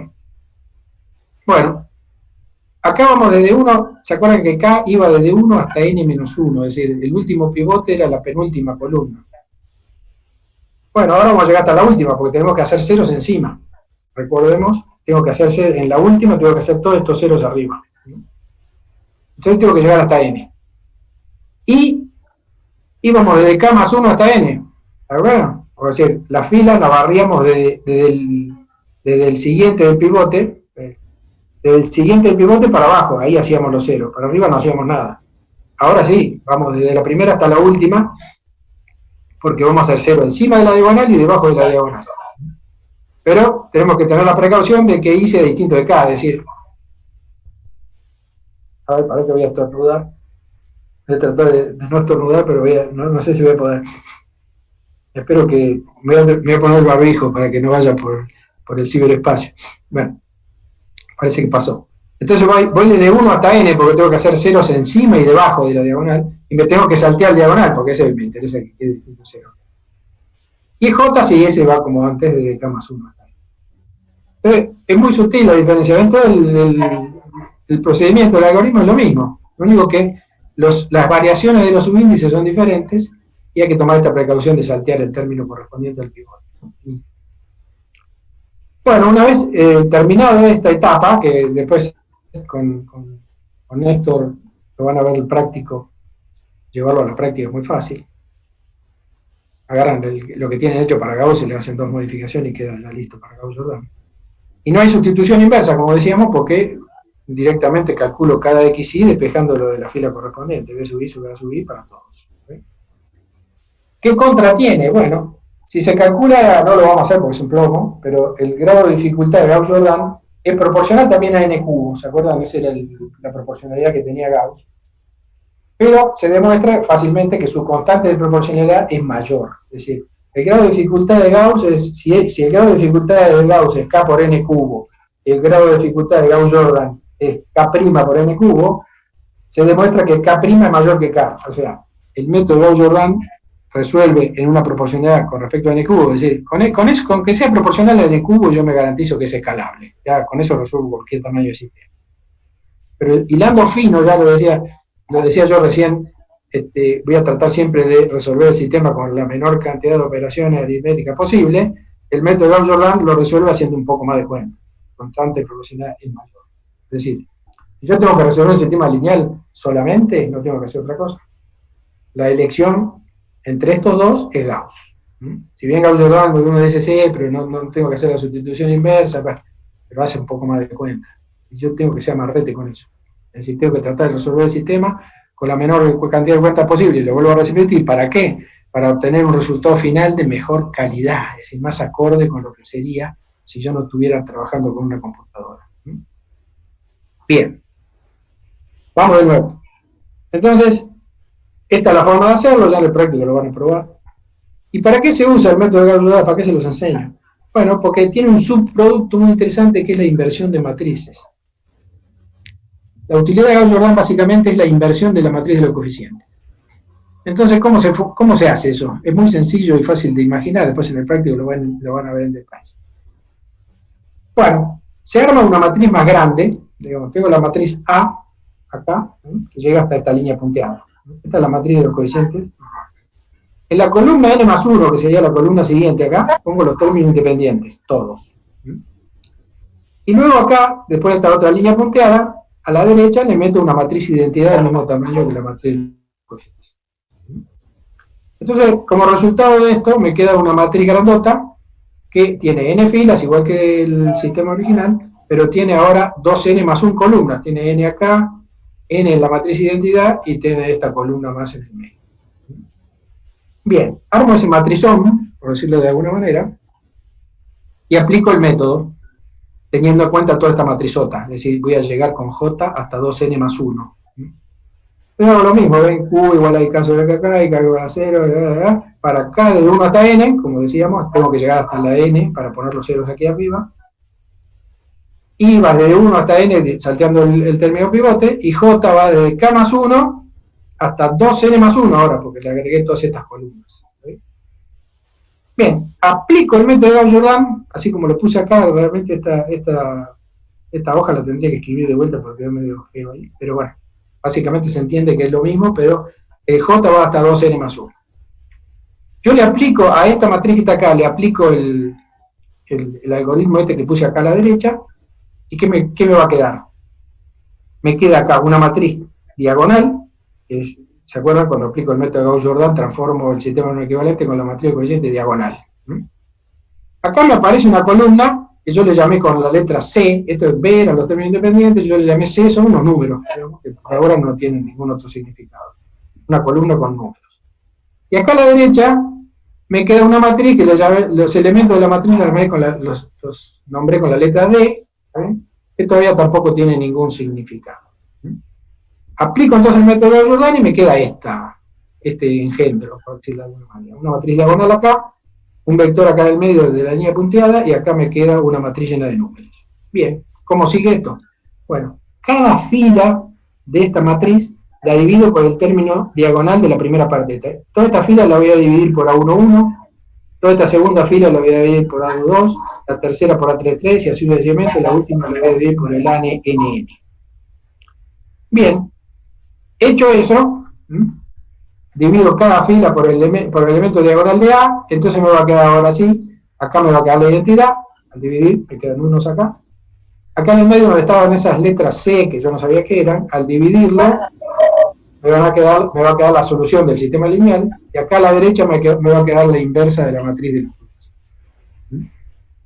Bueno, entonces, en este caso sí, a pesar de que tiene un grado de dificultad un poco mayor que Gauss, si en mi problema que yo tengo que resolver es necesario que yo resuelva el sistema de ecuaciones lineales y además necesito la inversa de la matriz de los coeficientes para otra cosa, por ejemplo en estadística se usa para calcular el grado por ejemplo, hacer una regresión, el intervalo de incertidumbre de los coeficientes de una regresión, bueno, ya vamos a ver más adelante qué es eso, se necesitan los elementos de la diagonal de la inversa. Bien, entonces necesito la inversa. Entonces me conviene resolver por Gauss-Jordan, pues si necesito la inversa me conviene resolver por Gauss-Jordan.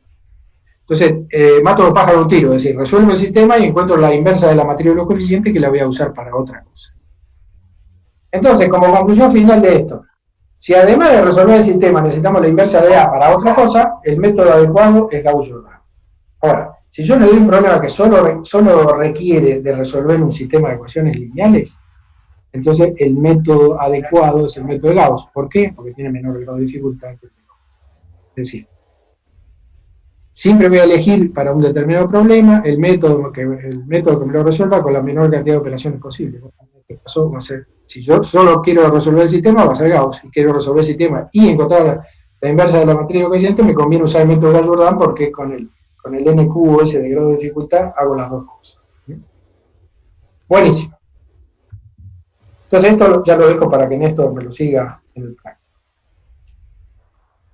Bueno, estos dos métodos que vimos, Gauss y Gauss-Jordan, forman parte de una familia de métodos para resolver sistemas lineales numéricamente. Sistemas lineales grandes estoy hablando, ¿no? Si estoy por resolver un sistema de 3×3, bueno, también vale la pena solo con una computadora, porque hay que hacer cuenta que son molestas, digamos, pero no es gravitante. Forman parte estos dos métodos de una familia de métodos de resolución que se llaman métodos directos. ¿Por qué se llama método directo? Bueno, pues se lo aplica directamente sobre el sistema sin hacer ninguna otra consideración. Resuelvo el sistema de una. Pero existe otro grupo de métodos que son los denominados métodos iterativos, que lo vamos a empezar a ver ahora y obviamente vamos a seguir las clases. Bien. Estos métodos iterativos, ¿por qué se enseñan? Bueno, porque ya vamos a ver en la clase próxima que el grado de dificultad de estos métodos iterativos en ciertas condiciones es menor que el grado de dificultad de Gauss, cosa que cuando son sistemas grandes es muy importante. O sea, la escalabilidad que hablábamos, Gauss es proporcional a n cubo, decíamos, donde n es el tamaño del sistema. Estos métodos iterativos vamos a demostrar que el grado de dificultad es proporcional a n al cuadrado. Pero no se pueden aplicar a cualquier sistema. Tienen ciertas condiciones de aplicabilidad que les vamos a desarrollar en la próxima clase, lo que hace que no sean de uso universal. Es decir, son muy útiles, pero no se pueden aplicar siempre. Pero lo que sí vamos a tener en cuenta es que siempre que los podamos aplicar, los vamos a tratar de aplicar porque el grado de dificultad es menor. Es decir, voy a obtener un resultado de mejor calidad que con el método de Gauss. Los métodos iterativos son, no son complejos de programar, pero son más intrincados, por decirlo con alguna palabra, de programar que los métodos directos, y tienen una cierta dosis de incertidumbre que vamos a analizar enseguida. Bueno, ¿qué se entiende por un método iterativo? Entonces yo les voy a proponer aquí un sistema, un esquema general de los métodos iterativos, que este esquema general es válido para cualquier método iterativo, sea cual sea el problema que resuelva. Puede ser para sistemas lineales, puede ser para ecuaciones no lineales, incluso en ciertos métodos de resolución de ecuaciones diferenciales ordinarias como no iniciales, también lo vamos a usar algún método iterativo.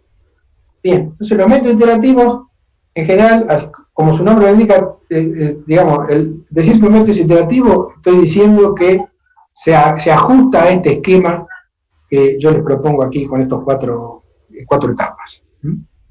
Entonces, todo método iterativo, para que funcione, yo tengo que proponer un valor para la solución. Yo voy a decir, papá, yo tengo un sistema de ecuaciones lineales de 50 ecuaciones, ¿qué idea voy a tener yo cuánto es la solución del sistema? No importa, proponer cualquier cosa, pero proponer algo. Yo digo, el vector todos unos. ¿Está bien? Yo digo que esa es la solución que yo propongo. Pero hay que proponer una solución, si no el método no funciona. O sea, ya van a ver cuando lo desarrollemos en detalle, para que el método arranque yo tengo que empezar con un valor de la solución. Si no tengo idea, bueno, lo invento, ¿bien? Pero tengo que poner algo. Entonces tengo que proponer un valor para la solución. Bien. Inmediatamente después tengo que verificar si ese valor que yo propuse es solución o no. ¿Bien?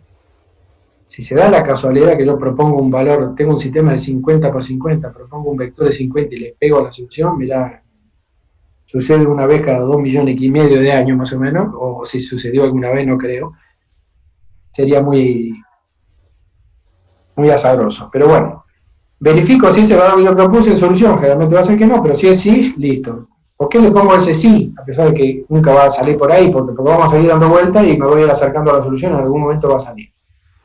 Entonces, si ese valor es solución, listo, problema resuelto. Si el valor que yo propuse no es solución, que la lógica es, bueno, ese valor no era solución, lo cambio por otro. Luego que lo cambio, me vuelvo al punto 2, a verificar si es solución. Si no es solución, lo cambio por otro y así sucesivamente. Te voy a decir, bueno, pero si vamos hacia el tanteo, no vamos a terminar nunca de resolver el tema, el problema. Lo cual es cierto.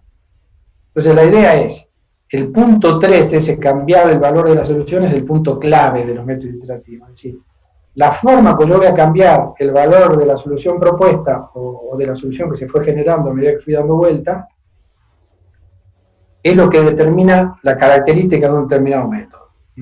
Es decir, si yo hago un cambio que me vaya acercando hacia la solución, me quedo, se me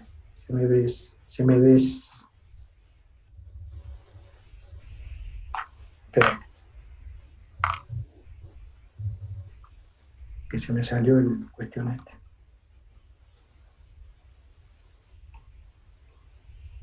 Espérame un poquito.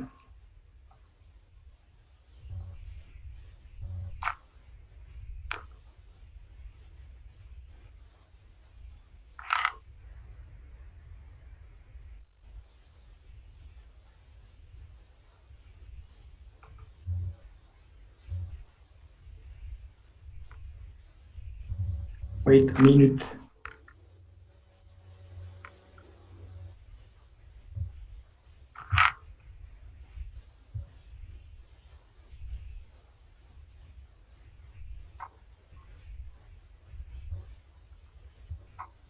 Volvimos. Bueno, entonces, propongo un valor para la solución. Está bien, ¿no? Sí. Quedó bien, ¿no? Verifico si es solución, si es solución el problema resuelto, si no, lo cambio al valor de solución y vuelvo a 2. Vuelvo a verificar si es solución. Así sucesivamente. Entonces, intuitivamente ustedes van a decir, bueno, pues si yo estoy probando con cualquier valor de azar, me voy a quedar toda la vida cambiando el valor de solución y no voy a salir nunca de acá. Lo cual es totalmente cierto. Entonces, el punto 3 es cambiar el valor de la solución, ahí tiene que tener una lógica, tiene que tener un razonamiento, tiene que tener un método. Es decir, yo tengo que cambiar el valor de la solución para garantizarme que el próximo valor va a estar más cerca de la solución que el anterior. Eso no importa, yo empiezo con cualquier valor tirado al voleo, pero si yo tengo una metodología que cada vez que yo propongo un nuevo valor estoy más cerca de la solución, ¿sí? Entonces no importa, yo espero un rato y voy a llegar a la solución.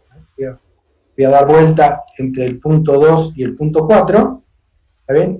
Cada vuelta se llama una iteración, de ahí viene el nombre de método iterativo, ¿está bien? Voy iterando, es decir, propongo un valor, pruebo su solución, si no lo cambio por otro, vuelvo a probar, lo cambio por otro, vuelvo a probar. Cada una de esas vueltas se llama iteración. Entonces, si yo tengo una metodología que me garantiza de que el próximo valor está más cerca de la solución que el anterior, listo, porque es cuestión de esperar y en algún momento voy a llegar a la solución del problema. ¿Vale? Ahora, si yo tengo un algoritmo que no me lleva a la solución, estoy en el horno. Entonces, siempre que yo programo un método iterativo tengo que tener una cierta precaución. Tengo que contar la cantidad de iteraciones, es decir, contar la cantidad de veces que doy vuelta entre que propongo un nuevo valor y lo verifico. ¿Okay? Eso se llama contador de iteraciones, que ustedes lo van a programar cuando hagan el programa correspondiente. Entonces, la idea es, yo propongo un valor y voy contando, es decir, entonces yo tengo que ingresar entre los datos del problema, ¿se acuerdan que yo ingresaba la cantidad de ecuaciones, la matriz de coeficientes, el término vector de los términos independientes? Voy a tener que ingresar un valor adicional, en realidad voy a tener que ingresar 2, pero por el momento le digo 1, que va a ser la cantidad máxima de iteraciones que yo estoy dispuesto a esperar a que el método me resuelva el problema. Es decir, yo no me voy a quedar indefinidamente dando vueltas así que yo de enter en la máquina y pasen 20 minutos y no me dice nada. ¿Está bien? Yo tengo que poner un tope, es decir, bueno, vos haces esto máximo 100 veces, si no encontraste la solución, pará y avísame que yo voy a ver qué hago. Bueno, lo más lógico es, si hace 100 veces y no encontró nada, lo que tengo que mirar es el punto 3, es decir, tengo que buscar otra forma diferente de cambiar el valor de la solución, de forma que me lleve a la solución. Pues de ahí surgen varios conceptos interesantes. Un método iterativo se dice convergente, esto vamos a volver ya más en detalle en la clase que viene, intuitivamente para que lo razonen. Un método iterativo se dice que es convergente hacia la solución si cada vez que yo avanzo iteración, iteración, iteración, cada vez estoy más cerca de la solución. Ese es un método iterativo convergente. ¿Ven? Ahora, si cada vez que yo avanzo en la iteración no puedo garantizar que estoy más cerca de la solución, entonces se dice que es no convergente. Un método iterativo que es muy peligroso de usar porque se me va a trabar, no me va a llevar hacia la solución. Bien, entonces ahí viene todo un concepto de convergencia que en los métodos iterativos es muy fundamental, es decir, siempre que yo analizo un método iterativo tengo que analizar cuáles son sus condiciones de convergencia. y ver si yo con los datos del problema puedo garantizar de alguna manera la convergencia antes de probar a ver si me encuentra la solución o no. Y entonces otra cosa muy importante es que siempre que yo programe un método iterativo tengo que ingresar el número máximo de iteraciones que yo estoy dispuesto a operar. Por eso acá les digo que el método el esquema general que estoy haciendo es simplificado. Porque acá simplificado, ¿por qué?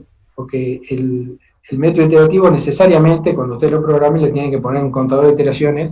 Si se sobrepasa ese máximo de iteraciones que ustedes ingresaron entre los datos, tienen que parar y avisarle al operador del programa diciéndole, ya alcancé el máximo de iteraciones y no encontré solución. Eso no es garantía de que la solución no se vaya a encontrar, pero yo tengo que buscar la manera de ver si me estoy acercando o no a la solución para ver si sigo o cambio de método. ¿Bien?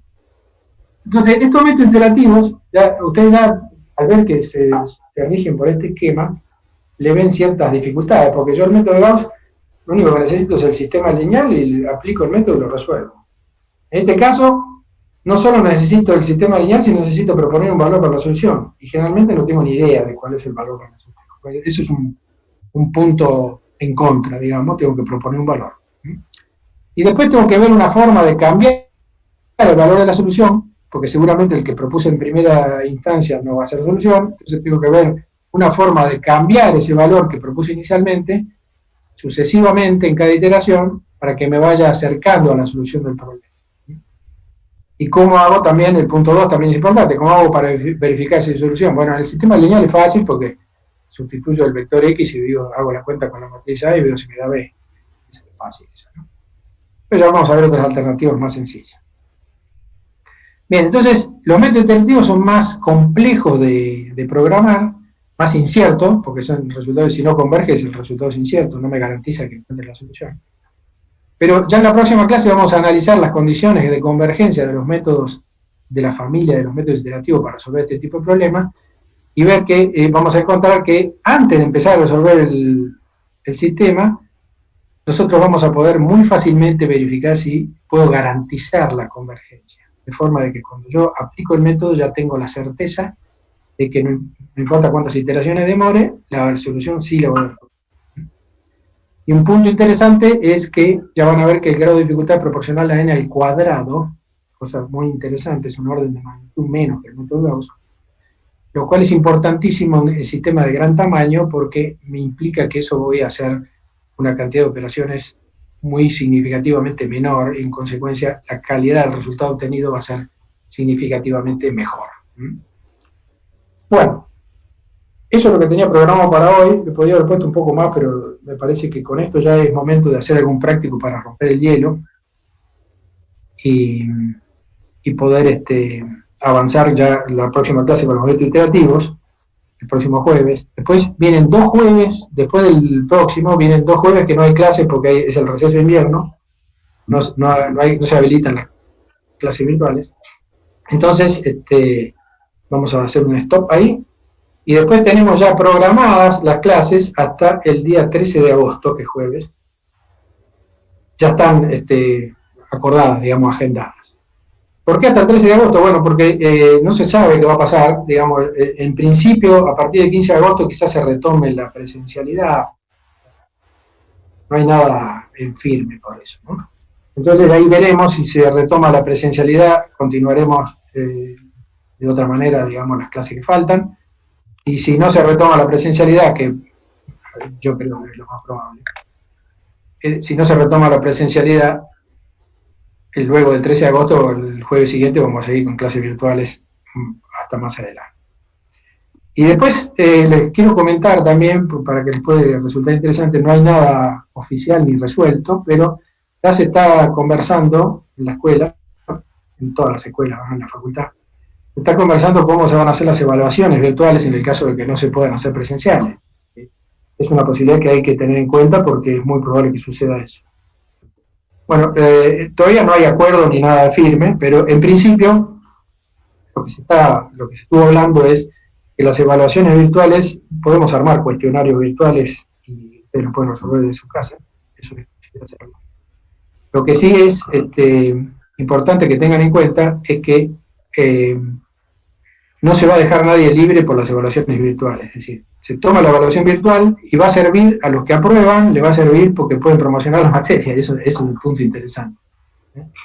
Entonces, se van a hacer los parciales, se van a hacer evaluaciones virtuales. Si un determinado alumno le va bien en todas las evaluaciones virtuales, se le da por promocionar la materia y se acabó. Eso está más o menos acordado. No hay nada definitivo, no les puedo asegurar 100% que eso sea así, pero en principio eso es lo que se está conversando. Ahora, si a alguien no le va bien en las evaluaciones virtuales, bueno, la recuperación virtual en realidad todavía no se habló de eso, pero se espera que en algún momento se retome la presencialidad y se va a tomar una evaluación tradicional, digamos, un parcial como lo de antes. Entonces, lo que quiero sí llevar la tranquilidad es que las clases virtuales sí van a servir, digamos. Ustedes vienen a las clases virtuales, pueden llegar a hacer los parciales virtuales, que depende si se retoma la presencialidad o no, lo vamos a hacer o no. Y no va a ser en vano, todo esto que fue virtual les va a servir. Así que quédense tranquilos por ese lado. Y bueno, eso sería todo por mi parte por hoy. Los espero. Voy a poner otra vez el video para que me vean un segundo antes que se corte. Ahí se cortó ya. Entonces, se me conviene a ver si logro obtener una solución. Estoy buscando en foros por todos lados. Hay una cantidad de gente que le pasa lo mismo. Eso me deja tranquilo, ¿viste? El mal de mucho, consuelo de tonto. Me deja tranquilo que no soy el único, pero no hay una solución definitiva.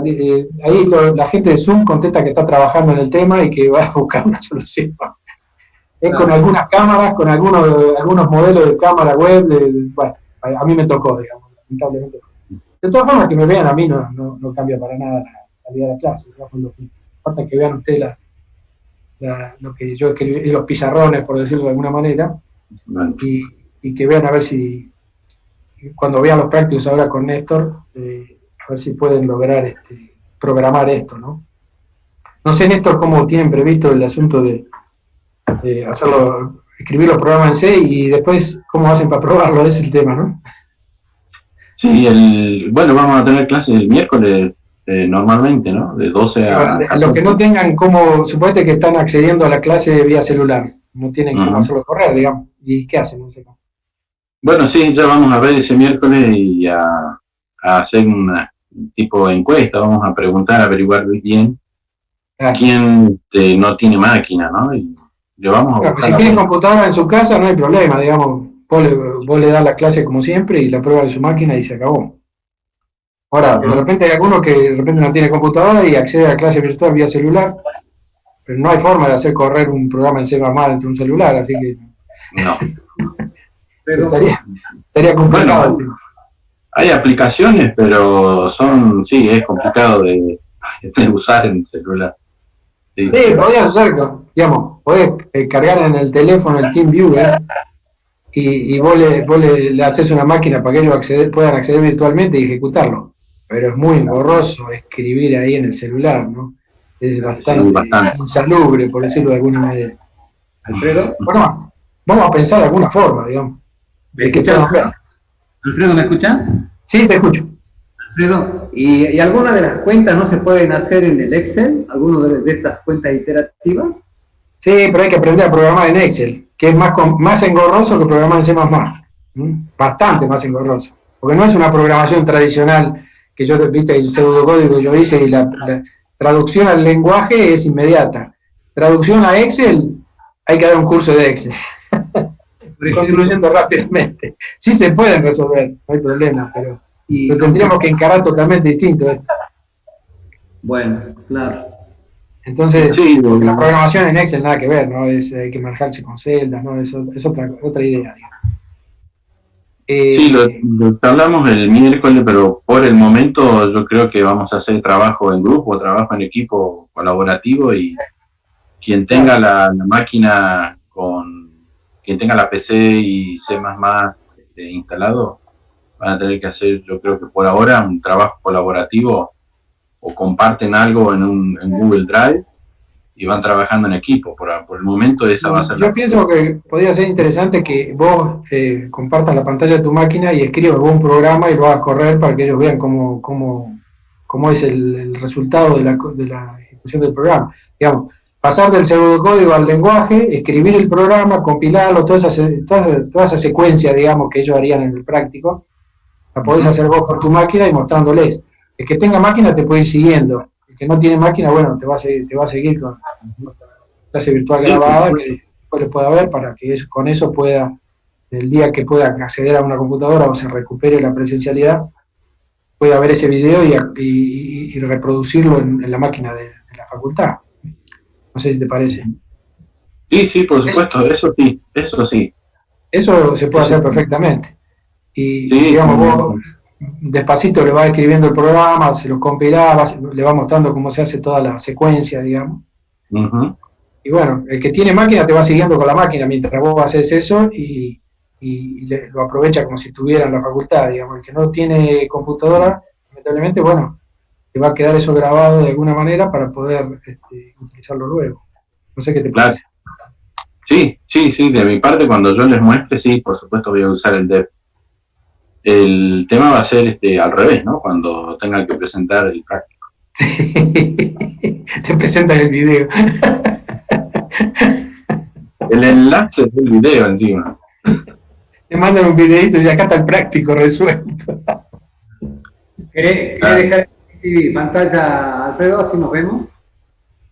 ¿Cómo? Deja de compartir pantalla, así nos vemos. Deje de compartir, sí, pero igual no me van a ver, ¿no? ¿Por qué no te voy a ver? Porque la que se me frisa, pues. Claro. Bueno, acá nos vemos nosotros, chicos. Sí. Ustedes sí se ven. Espérate que ya ahí vamos. Voy a agarrar el video, lo voy a habilitar de nuevo. Ahí está. Bueno, dura 2 segundos. Ahí ya se frizó, no sirve. Con el mosaico nos vemos.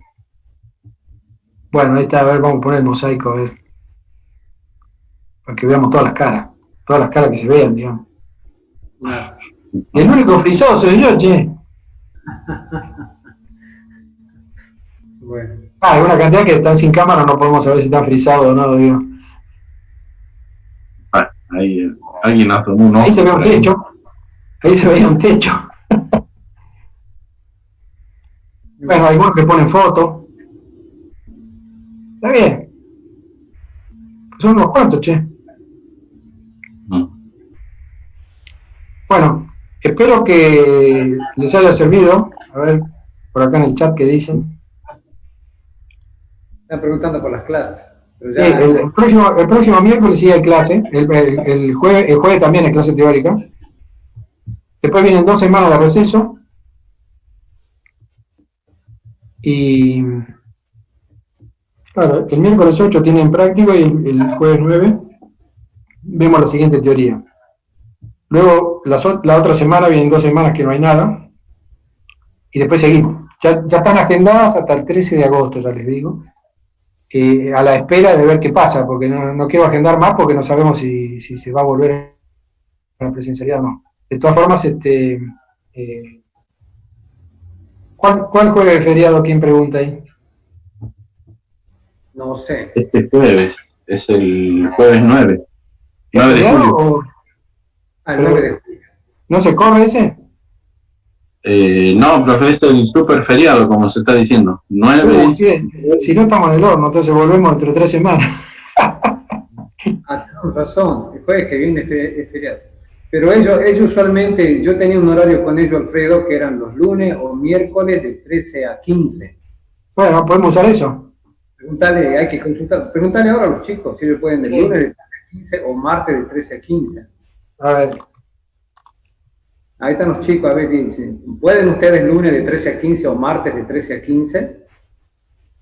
A ver qué dicen. Viste que con 2 horas uno anda bien con la clase. Sí, con 2 horas andamos bien. Con 2 horas anda muy bien. Sí, se podría aprovechar el lunes el horario de la profe Betina. Pero hay que ver si... No. Yo no tengo problema. Yo lo hago el lunes que viene en el metro y sigo con los metros interactivos y ya te queda a vos, Néstor, te quedan tanto claro. como los otros metros interactivos. Para ir ganando un poco de tiempo. Bueno, entonces quedamos así. Mirá, hay chicos que dicen que sí pueden. Lunes Sí, y yo martes. creo que casi todos dicen. Otro dice el martes, pero pasa que el martes, como no es clase, no es horario, como no es horario preprogramado, se va a chocar seguramente con otras clases virtuales, ¿no? Capaz que por la hora no, porque es de 13 a 15, pero bueno. Hay El que, lunes no hay problema, porque aparte el lunes estaba agendado así. Digamos, yo puedo ahora, pido la clase virtual y le metemos. Pero, pero el martes es arriesgado porque no sé qué otras clases virtuales hay. Claro. Incluso ustedes mismos, los alumnos que están aquí, y seguramente capaz que tienen otra clase los martes. bueno, Sí. Bueno, en mi caso tengo clases con el profe Albarracín, A ver, los está. martes 13. Sí. No, y seguro que hay algún conflicto, porque aparte nos pidieron de la facultad especialmente que las clases virtuales las hagamos en los horarios asignados para la asignatura, no fuera de esos horarios. Entonces, el Claro. lunes de 13 a 15 estaba previamente asignado, así que lo podemos usar. Entonces, lo dejemos. El próximo lunes, entonces, le metemos de 13 a 15 lo que falta del tema este de sistemas lineales, y después sí, tenemos 12 menos de receso virtual. Alfredo, el tema del feriado, hay algunos chicos, dice, ahí está diciendo Adriana, Sí. que ellos pueden, ella podría tomar la clase igual. El tema del feriado es que la sala de cómputo no te habilita la clase, ¿no es cierto? Bueno, entonces lo que voy a hacer yo, no me dijeron nada de eso, che, creo que sí me la agendaron.